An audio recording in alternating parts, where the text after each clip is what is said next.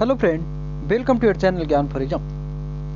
आज के इस वीडियो में हम सब जानेंगे आपके एग्जाम्स ओरिएंटेड कुछ महत्वपूर्ण प्रश्न, और वो प्रश्न संबंधित है मौर्य वंश से। यानी कि मौर्य वंश से संबंधित हम कुछ महत्वपूर्ण प्रश्न को करेंगे, जिसमें हमारा टारगेट है 70 महत्वपूर्ण प्लस प्रश्न का। 70 प्लस महत्वपूर्ण प्रश्न को करेंगे मौर्य वंश से संबंधित, जिससे कि आपको आने वाले एग्जाम्स में सभी महत्वपूर्ण प्रश्न आपसे सॉल्व हो सके। तो जानेंगे मौर्य वंश से संबंधित सभी महत्वपूर्ण प्रश्न को। और जानने से पहले अगर आप हमारे चैनल को सब्सक्राइब नहीं किए हैं तो चैनल को सब्सक्राइब करें, बेल आइकन को ऑन कर लें, ताकि आने वाले सभी वीडियोज की पल पल खबरें आपको मिलता रहे। इससे पहले भी हमने कल के वीडियो में महाजनपद काल से आपको लगभग 35 प्लस प्रश्नों का एक सेट अपलोड किया है, उसे भी आप जाकर के जरूर देख लें। तो शुरू करते हैं। पहला प्रश्न है, पहला जो प्रश्न शुरू होता है वह है चाणक्य का दूसरा अन्य नाम क्या था। चाणक्य का दूसरा अन्य नाम था विष्णुगुप्त, जिसे हम कौटिल्य के नाम से भी जानते हैं। आप लास्ट तक बने रहना, आपको हम अन्य सभी फैक्ट के साथ भी आपको ये प्रश्न बताते चलेंगे। तो चाणक्य का दूसरा नाम कौटिल्य था, और चाणक्य जो था चंद्रगुप्त मौर्य का प्रधानमंत्री हुआ करता था। चंद्रगुप्त मौर्य जो है यह चाणक्य की सहायता से ही नंद वंश के अंतिम शासक घनानंद को पराजित करके मौर्य वंश की स्थापना किया था। आइए आगे चलते हैं।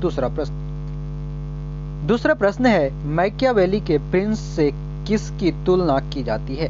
मैकियावेली के जो प्रिंस से तुलना की जाती है वह है कौटिल्य का अर्थशास्त्र और वात्स्यायन का कामसूत्र। यानी कि जो सही आंसर होगा वह होगा ऑप्शन नंबर बी, यानी 2 नंबर कौटिल्य का अर्थशास्त्र और वात्स्यायन का कामसूत्र को मैकियावेली का के साथ तुलना की जाती है। तीसरा प्रश्न जो हमारा है, वह शासक कौन था जिसने राज सिंहासन पर बैठने से के लिए अपने बड़े भाई सुसीम की हत्या की थी। राज सिंहासन पर बैठने से पहले अपने भाई सुसीम की हत्या की थी अशोक ने। और अशोक जो है यह मगध साम्राज्य का एक महत्वपूर्ण शासक बना और कहलाया अजात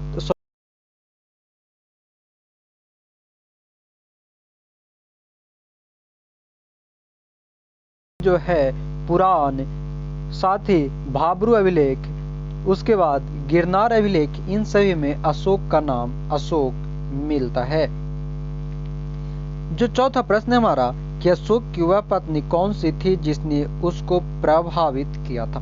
अशोक को प्रभावित करने वाली उसकी पत्नी थी कारुबाकी। आएंगे। पांचवा प्रश्न हमारा, अशोक ने अपने सभी अभिलेखों में एक रूपता से किस प्राकृत का प्रयोग किया है। एक रूपता से प्रयुक्त किया है वह है मागधी भाषा का। आगे चलेंगे। जो हमारा अगला प्रश्न है वह कह रहा है, छठा नंबर, बिंदुसार ने विद्रोहियों को कुचलने के लिए अशोक को कहां भेजा था। तो बिंदुसार जो अशोक का पिता था, उसने विद्रोहियों को कुचलने के लिए तक्षशिला भेजा था। Option number 2। अगला प्रश्न है, किस व्यक्ति का नाम देव नाम प्रियदर्शी भी था। देव नाम प्रियदर्शी के नाम से मौर्य सम्राट अशोक को जाना जाता है। प्रश्न है, भारत का प्राचीनतम राजवंश कौन था। प्राचीनतम राजवंश था मौर्य वंश, जिसके संस्थापक थे चंद्रगुप्त मौर्य, और इसे नंद वंश के शासक को मारकर किया गया था। 9 नंबर प्रश्न, कौटिल्य या चाणक्य किसके प्रधानमंत्री थे। तो कौटिल्य या चाणक्य प्रधानमंत्री था चंद्रगुप्त मौर्य के। चंद्रगुप्त द्वितीय के साथ इसे रिलेट नहीं करना है। चंद्रगुप्त द्वितीय गुप्त वंश से संबंधित था, जबकि चंद्रगुप्त मौर्य जो है यह मौर्य वंश से संबंधित है। 10 नंबर प्रश्न है कि कलिंग विजय के उपरांत अशोक महान ने किस धर्म को अंगीकार किया था। और कलिंग विजय के बाद जो अशोक ने धर्म अंगीकार किया, यह इसका वर्णन अशोक के 13वें शिलालेख में हमें प्राप्त होता है। तो यह हुआ बौद्ध धर्म को मानने लगा था। 11 नंबर प्रश्न है कि चंद्रगुप्त के शासन विस्तार में किसी ने मुख्य रूप से मदद की थी। यानी कि किसी ने यानी किसने, तो वह था चाणक्य ने। अगला प्रश्न है 12 नंबर कि सांची किस कला व मूर्ति कला का निरूपण करता है। ये सांची जो है यह वर्तमान मध्य प्रदेश में स्थित है और यह जो मूर्ति कला को दर्शाता है वह है बौद्ध धर्म को, और सांची का स्तूप को बनाया था सम्राट अशोक ने। अगला प्रश्न 13 नंबर जो प्रश्न है वह कह रहा है प्राचीन भारत का प्रसिद्ध कौन सा था शासक जिसने अपने जीवन के अंतिम दिनों में जैन धर्म को अपनाया था। जीवन के अंतिम दिनों में जैन धर्म को अपनाने वाला था चंद्रगुप्त मौर्य, जिसने कि भद्रबाहु से जैन धर्म की शिक्षा ली और अंतिम जीवन इसने श्रवणबेलगोला में बिताया था। 14 नंबर प्रश्न है कि मौर्य साम्राज्य की स्थापना किसने की थी। मौर्य साम्राज्य की स्थापना चंद्रगुप्त मौर्य ने नंद वंश के अंतिम शासक धनानंद या घनानंद को मारकर किया था। 15 नंबर प्रश्न है कि मौर्य साम्राज्य में प्रचलित मुद्रा का नाम क्या था। मौर्य साम्राज्य में जो प्रचलित मुद्रा था उसे हम पर्ण के नाम से जानते हैं, पर्ण के नाम से जानते हैं। अगला जो प्रश्न है 16 नंबर अशोक का उत्तराधिकारी कौन था। तो अशोक का उत्तराधिकारी बना था राहुल, ध्यान रखेंगे राहुल। अगला प्रश्न है मुद्रा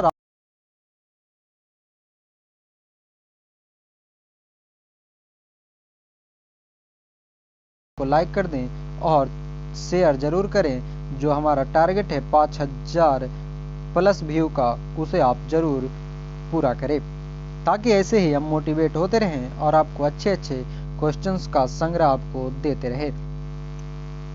प्रश्न हमारा 18 नंबर सहिष्णुता, उदारता और करुणा की त्रिविध आधार पर राजवंश की स्थापना किसने की थी। तो यह स्थापना क्या था अशोक ने। 19 नंबर प्रश्न है कि मालवा, गुजरात एवं महाराष्ट्र किस शासक ने पहली बार जीते थे। यानी कि मालवा, गुजरात और महाराष्ट्र को जीतने वाला पहला शासक था वह था चंद्रगुप्त मौर्य। और चंद्रगुप्त मौर्य जो है यह एक तरह से दक्षिण भारत को जीतने वाला पहला राजा था। 20 नंबर प्रश्न है निम्नलिखित में से किस शहर में अशोक के शिलालेख नहीं है।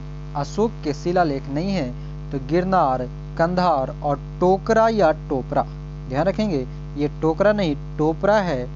टोपरा में इसके मिलते हैं, जबकि पाटलिपुत्र में कोई भी अशोक के शिलालेख नहीं प्राप्त हुए हैं। गिरनार अभिलेख है, कंधार अभिलेख है, टोपरा अभिलेख भी है। 21 नंबर प्रश्न है कि अर्थशास्त्र का लेखक किस समकालीन था। यानी किसका समकालीन था, तो वह था चंद्रगुप्त के समकालीन, यानी कि चंद्रगुप्त मौर्य के। 22 नंबर प्रश्न है नंद वंश के पश्चात मगध पर किस राजवंश ने शासन किया था। तो नंद वंश के बाद घनानंद को मारकर, हमने पहले ही बताया है, घनानंद को मारकर चंद्रगुप्त मौर्य ने कौटिल्य की सहायता से मौर्य वंश की स्थापना की। 23 नंबर प्रश्न है मौर्य काल में शिक्षा का सर्वाधिक प्रसिद्ध केंद्र कौन सा था। शिक्षा का प्रसिद्ध केंद्र मौर्य काल में जो हुआ करता था वह है तक्षशिला। 24 नंबर प्रश्न है मेगास्थनीज के द्वारा लिखे गए पुस्तक का नाम क्या है। मेगास्थनीज द्वारा लिखा गया जो पुस्तक है वह है इंडिका अर्थशास्त्र जो लिखा गया है या चाणक्य द्वारा लिखा गया है। और एक बात और ध्यान रखेंगे, ये अर्थशास्त्र जो है इसका संबंध राजनीतिक से है, राजनीतिक से संबंध है अर्थशास्त्र का, ना कि वर्तमान अर्थव्यवस्था अर्थशास्त्र से संबंधित है। अगला जो प्रश्न है 25 नंबर किसके ग्रंथ में चंद्रगुप्त मौर्य का विशिष्ट रूप से वर्णन मिलता है। चंद्रगुप्त मौर्य के बारे में विशिष्ट रूप से वर्णन हमें विशाख दत्त के मुद्रा राक्षस में देखने को मिलता है। अगला प्रश्न है 26 नंबर वह स्रोत कौन सा है जिसमें पाटलिपुत्र किस प्रशासन का वर्णन मिलता है। पाटलिपुत्र के प्रशासन का वर्णन मिलता है मेगास्थनीज के इंडिका में। 27 नंबर प्रश्न है अशोक के शिलालेखों में प्रयुक्त भाषा कौन सी है।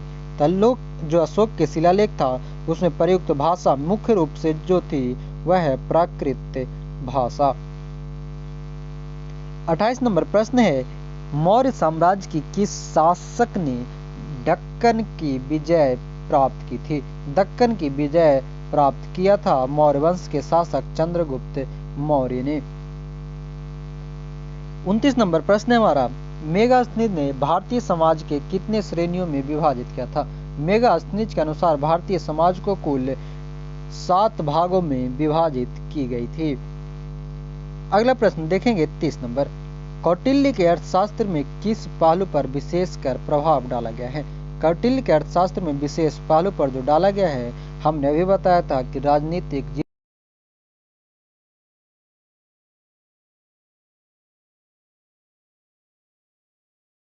निम्न में से कौन सा क्षेत्र अशोक के साम्राज्य में सम्मिलित नहीं था?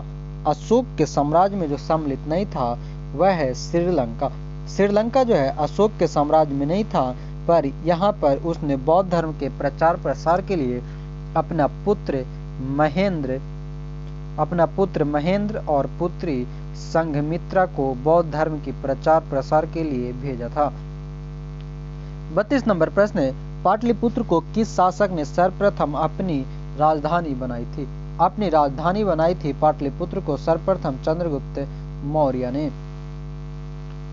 अगला प्रश्न है 33 नंबर, पाटलिपुत्र में स्थित चंद्रगुप्त का महल कैसे बना था? तो पाटलिपुत्र में जो चंद्रगुप्त का महल है वह बना हुआ है लकड़ी से। अगला प्रश्न है 34 नंबर, बराबर की पहाड़ियों का उपयोग किसने आश्रय गृह के रूप में किया था? तो यह किया था अजीबकों ने, और अशोक ने अजीबकों के लिए कुल 4 गुफाएं बनाई थी, जिसका नाम है कर्ज, चौपार, सुदामा और विश्व झोपड़ी। विश्व झोपड़ी नाम से अशोक ने 4 गुफाएं अजीबकों के रहने के लिए बनाया था। अगला प्रश्न 35 नंबर, किस अभिलेख से यह साबित होता है कि चंद्रगुप्त का प्रभाव पश्चिम भारत तक फैला हुआ था?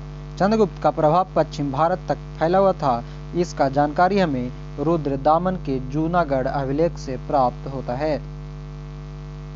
आगे जो प्रश्न है 36 नंबर, कि वह कौन सा स्तंभ है जिसमें अशोक ने स्वयं को मगध का सम्राट बताया है? किस स्तंभ में? तो यह स्तंभ है भाब्रू अभिलेख। भाब्रू अभिलेख से यह ज्ञात होता है कि अशोक खुद को सम्राट कहा करता था। 37 नंबर प्रश्न है, प्रथम भारतीय साम्राज्य किसके द्वारा स्थापित किया गया था? प्रथम भारतीय साम्राज्य स्थापित किया गया था चंद्रगुप्त मौर्य के द्वारा।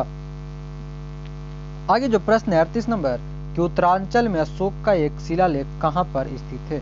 उत्तरांचल यानी कि उत्तराखंड का बात कर रहा है, तो उत्तराखंड के कालसी में अशोक के शिलालेख हमें प्राप्त होते हैं। अगला प्रश्न है 39 नंबर, सांची का स्तूप किसने बनवाया था?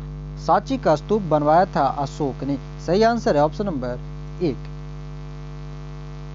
अगला जो प्रश्न है कि अशोक के शिलालेख को पढ़ने वाला प्रथम अंग्रेज कौन था? तो प्रथम अंग्रेज था जेम्स प्रिंसेप, जिसने इसके ब्राह्मी लिपि को, यह भी ध्यान रखेंगे, अशोक के ब्राह्मी लिपि में लिखे गए शिलालेख को जेम्स प्रिंसेप ने पढ़ा था। अगला जो प्रश्न है कि कलिंग युद्ध की विजय तथा क्षत्रियों का वर्णन अशोक के किस शिलालेख में किया गया है? तो कलिंग युद्ध के विजय और क्षत्रियों का वर्णन ये अशोक के 13वें शिलालेख में, या फिर कह सकते हैं 4थे शिलालेख में देखने को मिलता है। प्रश्न जो कह रहा है कि कलिंग युद्ध के विजय तथा क्षत्रियों का वर्णन, वो 4थे में, और इसका मुख्य विषय जो मिलता है वह 13वें शिलालेख में मिलता है। कलिंग युद्ध का मुख्य वर्णन 13वें शिलालेख में भी मिलता है। आगे जो प्रश्न है कि प्रसिद्ध यूनानी राजदूत मेगास्थनीज भारत में किसके दरबार में आए थे? मेगास्थनीज चंद्रगुप्त मौर्य के दरबार में आया था। हर्षवर्धन के समय में ह्वेनसांग आया था। चंद्रगुप्त मौर्य ने सेल्यूकस को कब पराजित किया था? सेल्यूकस निकेटर को चंद्रगुप्त मौर्य ने पराजित किया था 305 ईस्वी पूर्व में। अगला प्रश्न है कि भारत के कौन से महान राजा हमेशा जनता के संपर्क में रहते थे?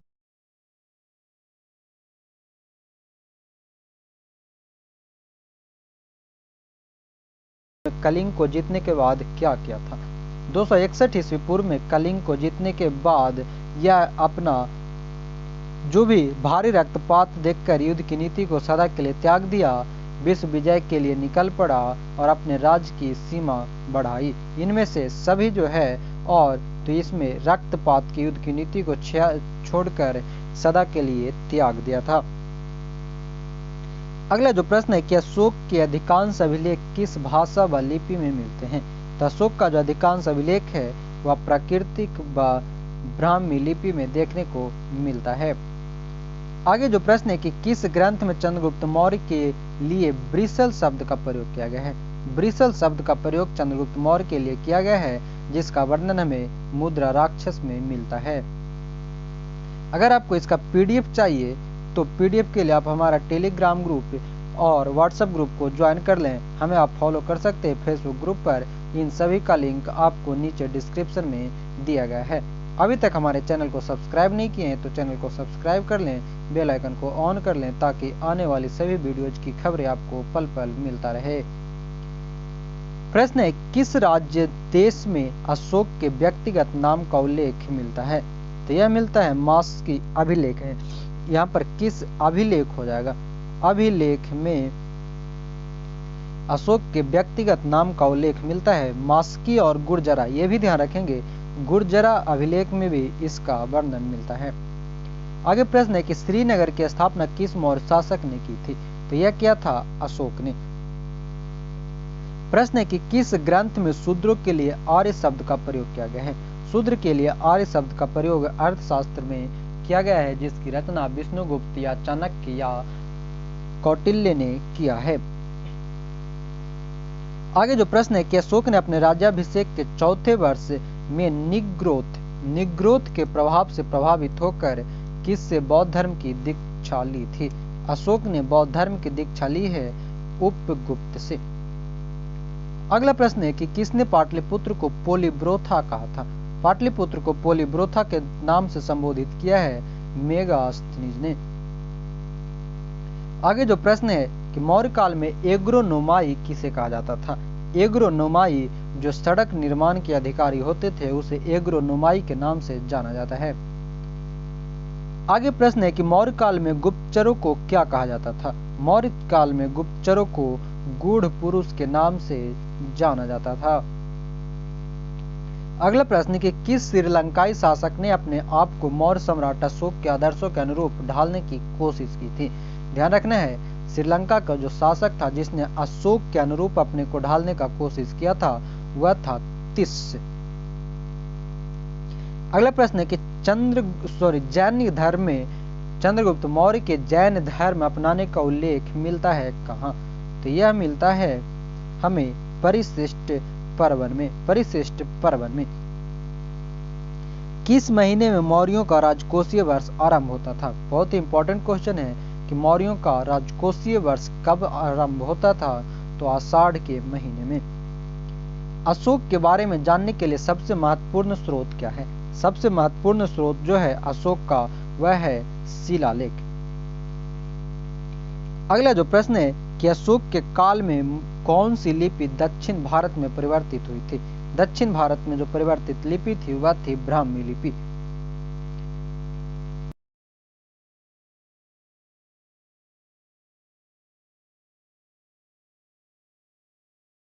है उसमें है अफगानिस्तान। आगे प्रश्न है कि भारतीय लिखने की कला नहीं जानते थे, यह किसकी युक्ति है? यानी यह कथन किसका है कि भारत के लोग लिखने के लिए नहीं जानते थे? तो यह कथन है मेगास्थनीज और इसका वर्णन इंडिका में इन्होंने किया है। अगला प्रश्न है कि अशोक द्वारा कलिंग पर चढ़ाई की जानकारी के लिए कौन सबसे महत्वपूर्ण स्रोत है? तो कलिंग पर चढ़ाई का सबसे महत्वपूर्ण स्रोत है 13वां बृहद शिलालेख।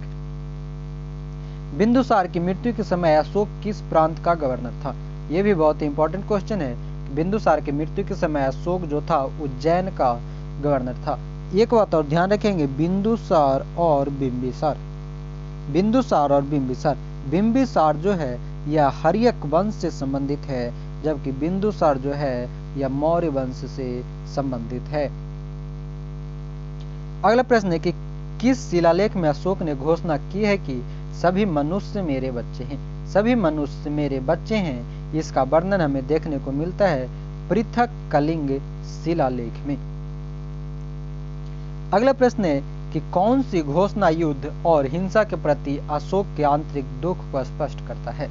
तो यह है जो अशोक के आंतरिक दुख को स्पष्ट करता है कलिंग का पृथक शिलालेख, जो कि हमें 13वें शिलालेख में प्राप्त होता है। जो प्रश्न है हमारा कि वृष्टि क्या है? वृष्टि क्या है? तो वृष्टि एक प्रकार की बेगारी का रूप है। मौर्य काल में सीता से क्या तात्पर्य है? सीता का मतलब होता था मौर्य काल में कि राजकीय भूमि से प्राप्त आय को सीता भूमि कहा जाता था। अगला जो प्रश्न है कि मौर्य कला का सबसे अच्छा और प्रसिद्ध नमूना कौन सा है? मौर्य कला का सबसे अच्छा और प्रसिद्ध नमूना है वह है स्तंभ। अगला जो प्रश्न है कि कहां से प्राप्त अभिलेखों में से मौर्य काल में अकाल सूखा जैसी देवकूप के समय राज्य द्वारा राहत कार्य किए जाने का विवरण मिलता है? यानी कि अकाल का वर्णन हमें मिलता है महास्थान और सोहगौरा से। महास्थान और सोहगौरा से हमें मिलता है। कहां से अशोक के द्विभाषीय अभिलेख प्राप्त हुए हैं? द्विभाषीय अभिलेख यानी कि दो भाषा में लिखी हुई, तो वह है कंधार अभिलेख से। अगला प्रश्न है कि कौटिल्य द्वारा रचित अर्थशास्त्र कितने अधिकरणों में विभाजित है? तो अर्थशास्त्र में कुल 15 अधिकरण हैं। अशोक के समकालीन तुर्मय कहाँ का राजा था? तुर्मय जो था यह मिस्र का राजा हुआ करता था। तो ये थे हमारे कुल 70 प्लस सभी मौर्य वंश से संबंधित महत्वपूर्ण प्रश्न।